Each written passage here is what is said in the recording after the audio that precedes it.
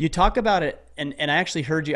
I was doing some research, knowing that we are going to have this conversation, and listening to other podcasts you've done. And I listened to you with Oprah, Ah, and it was interesting. The thing that really stood out in my mind is when you said, and you said it today just a minute ago, that it's not your voice. That if you hear that in your mind, it's not you. It's something. Why? yeah. Help me articulate that, because I tend to believe, and maybe this is counter to what you think, is that it is us. It's just the weaker, maybe more pathetic version of ourselves, not the potential of who we have to become. Well, I can tell you this, Ryan, from getting thousands of emails from people and people, describing the voice that they hear in their heads, it's identical. It's across Mm, the board. Everybody hears the same thing, except that I do think resistance is so diabolical that it can tailor it exactly to you and your weaknesses.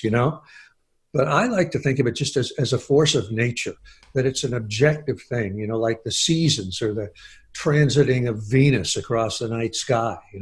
And the way resistance fools us, that voice that we hear in our head, that you're not worthy, why are you trying to do this thing? It's been done 1,000 times before, et cetera, et cetera.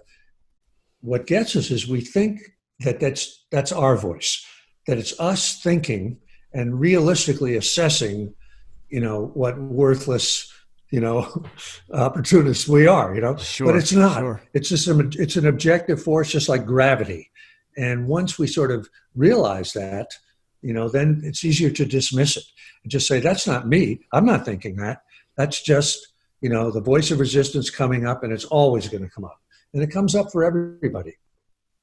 So you're using that as a tactic or a strategy to be able to more effectively dismiss the ideas that are keeping you back. Yeah. Yeah. Makes That's how I sense. view it.